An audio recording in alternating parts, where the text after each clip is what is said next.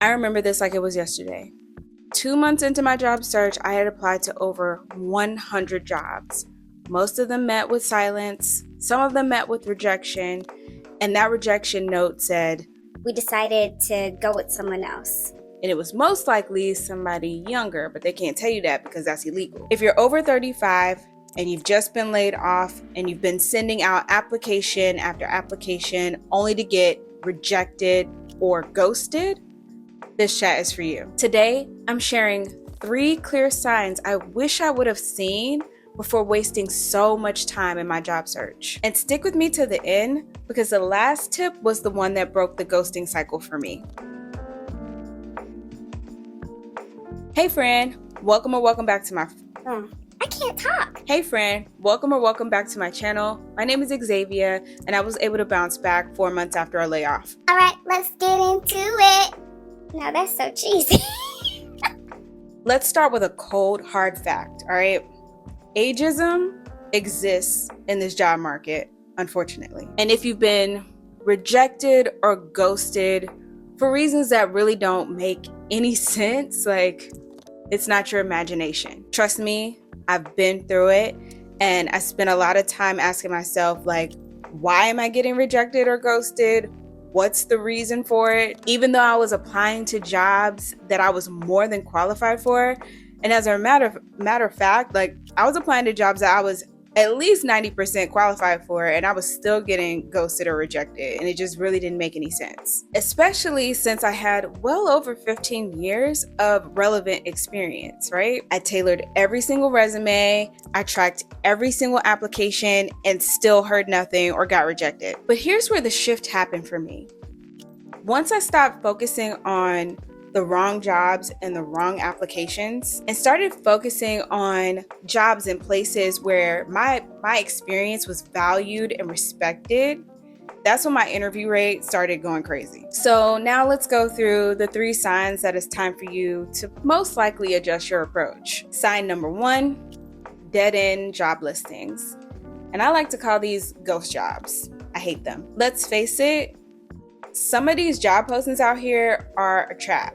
Like they're either recycled postings of jobs over and over again, or they're just jobs that companies post up on these job search boards just to collect resumes, which should be illegal in my humble opinion. And I've been a victim of this, right? Like one time I applied for a job like 3 times in those first 2 months of my job search without realizing that it was never really a real job in the first place. Like I kept seeing it over and over again. I'm like, man, I just applied for this job. They haven't found somebody yet. And so I would apply for it again. The dumbest thing. Like, has that ever happened to you? Let me know in the comments because it grinds my gears.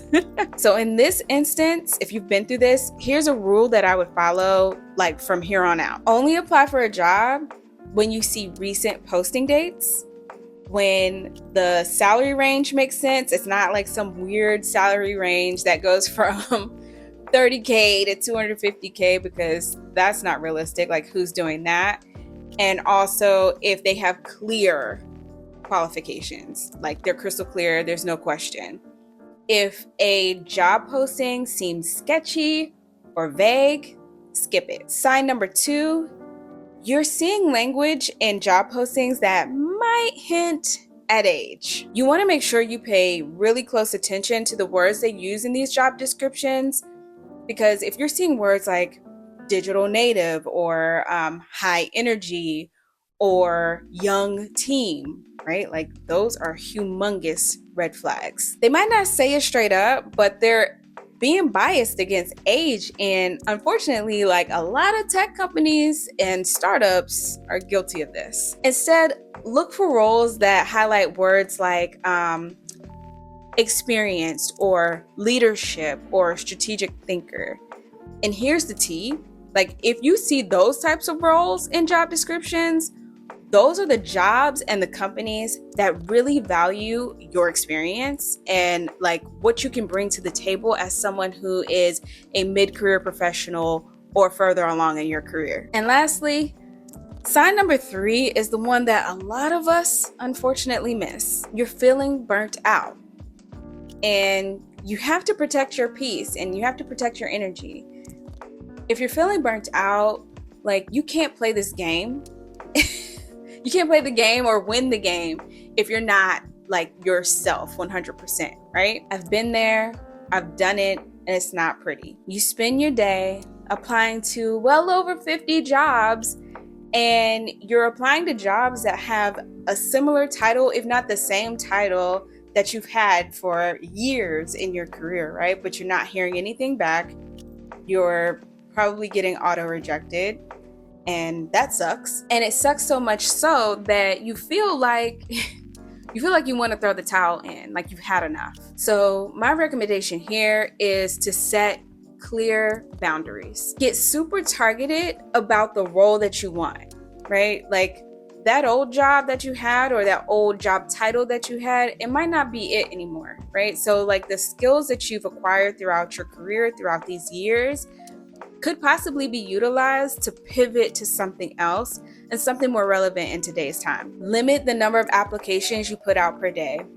I used to put out like 20 to 50 applications a day in the beginning, and then I started to limit myself to 3 to 5 applications a day, and I felt way less stressed about that because I was putting out more quality applications, you know what I mean? Also, celebrate your progress, right? Like, if you've set that clear number of applications that you're putting out per day to 5, and you get 1 interview out of the 5 applications you put out there, celebrate that. Have that glass of wine, that beer, that piece of cake, you know?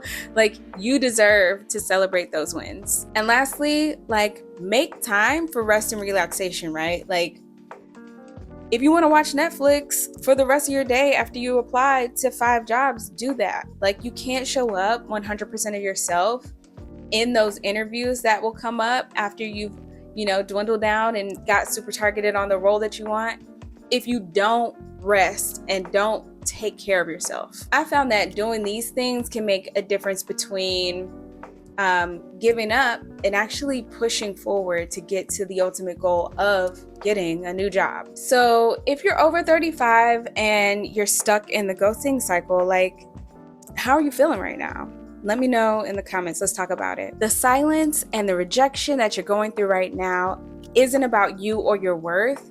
It's really about the system, and the system sucks, okay? But there are a couple of things that you can do right now to combat that system. I want you to watch this video right here to learn more about how removing old jobs from your resume could be the step that you need to take to actually get in front of these hiring managers and recruiters, especially if you're over 35. And remember, keep pushing forward because your next opportunity could be right around the corner.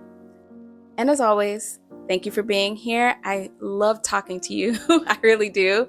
And I'll see you in the next one. Bye.